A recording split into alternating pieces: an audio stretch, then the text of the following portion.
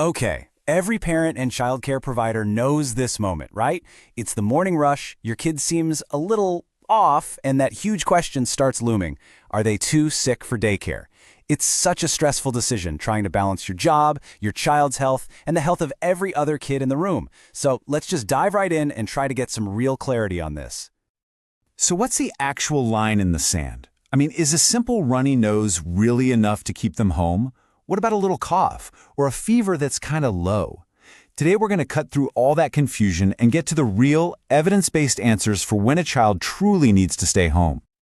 Okay, first up, let's tackle what I think is a pretty big misunderstanding when it comes to sick days. You'd think, right, that the most common illnesses are what cause kids to miss the most days. But, well, the data tells a kind of different story. And this is where it gets really interesting. You'd probably assume that the most common things, the coughs, the runny noses, are the biggest reasons for absences. Makes sense, right?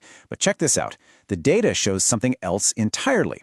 Even though colds and coughs are happening all the time, it's actually things like rashes and stomach bugs, vomiting and diarrhea, that are way more likely to get a child sent home. So what's really going on here? Well, it turns out it all comes down to the official policy.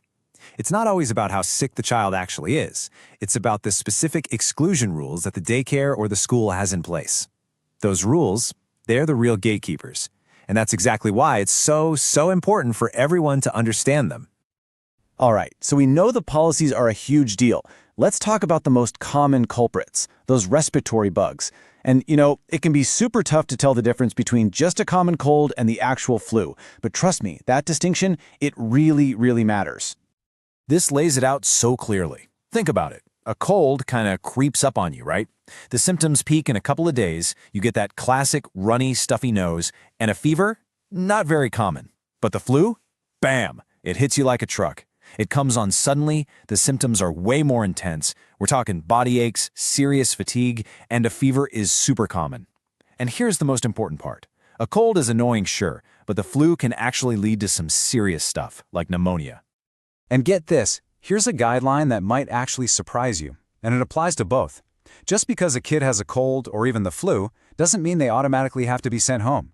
The real test comes down to two things. One, can the staff handle it? Can they care for the sick child without it taking away from the other kids? And two, does the child feel well enough to actually do stuff and participate? If the answer to both is yes, well, they might just be able to stay. Okay, so if a runny nose isn't the deal breaker, then what is? This is where we get to the real heart of it. The clear, official rules for when a child absolutely 100% needs to be home. But before I list them out, let's talk about the whole mindset here, because it's really changed. The goal today isn't to look for any little reason to exclude a child. It's actually the opposite.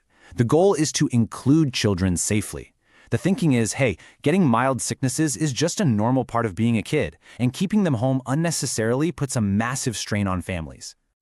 All right, so here are the big ones, the real stay-home triggers. And I want you to really notice the extra details here. It's not just a fever. It's a fever of 101 or higher plus a change in their behavior, like they're super cranky or just have no energy. It's not just throwing up once. It's vomiting more than once in a 24-hour period. You see the pattern? The focus is on signs that show the child is genuinely too sick to be there, or on symptoms that just can't be managed in a group setting, like diarrhea that isn't contained. Okay, so what about when you actually go to the doctor and get a specific diagnosis? This is where things get super clear-cut. For stuff like strep throat or pink eye, which are bacterial, the rule is usually 24 hours after they start antibiotics. For something like chickenpox, the big milestone is waiting until every single one of those sores has crusted over. That's the signal that they're not contagious anymore. All right, deep breaths, everyone. We're going to tackle one of the most, let's just say, stressful topics for parents in schools: head lice.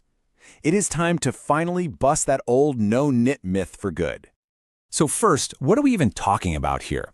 Head lice are just tiny little bugs, and yeah, they're a pain, but it's really important to know they don't carry diseases. And here's the critical fact that changes everything. They crawl. They can't hop. They can't fly. That means they pretty much only spread through direct head-to-head contact. Okay, this right here is the headline. And it's not just my opinion. This comes straight from the top. The American Academy of Pediatrics, the AP, and the National Association of School Nurses are totally on the same page here. Those old no-knit policies, the ones that say a kid can't come back until every single egg is gone, they say those should be thrown out, discontinued, done. So you're probably asking, why the big change? Well, there are some really solid reasons. First off, those nits, the little eggs, if you find them more than about a quarter-inch from the scalp, they're almost always not going to hatch. They're either empty shells or they're just not viable. Plus, they are literally cemented onto the hair shaft, so the chances of them transferring to another person are practically zero. What ends up happening with these old policies is that kids miss a ton of school, all for nothing, and often because someone who isn't a doctor thought they saw a nit. And of course, if a kid does need to take medicine at daycare or school, safety is everything. The rules are pretty simple, but they are absolutely non-negotiable. All medicine, I don't care if it's a prescription or just Tylenol, has to be locked up where kids can't get to it. Period. Parents have to give written permission with super clear instructions, and the staff, they have to follow the directions on the label, whether it's from the doctor or the box, to the absolute letter. Okay, we have gone over a ton of rules, right? A lot of guidelines. But you know what? None of it really works without one last, absolutely essential piece of the puzzle. When it all boils down, it's about partnership. It's just that simple. When families and caregivers can actually talk to each other openly, when there's real trust there, that's when you can navigate all these tricky sick day situations and actually put the child's well-being first. That partnership is the bedrock of a healthy, happy classroom for everyone. And that really brings us to the biggest question of all, doesn't it?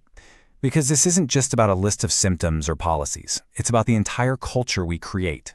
So, how can all of us, parents, providers, teachers, work together to build a real partnership? How do we create a system that actually supports working families while also protecting everyone's health and build communities where our kids can really, truly thrive?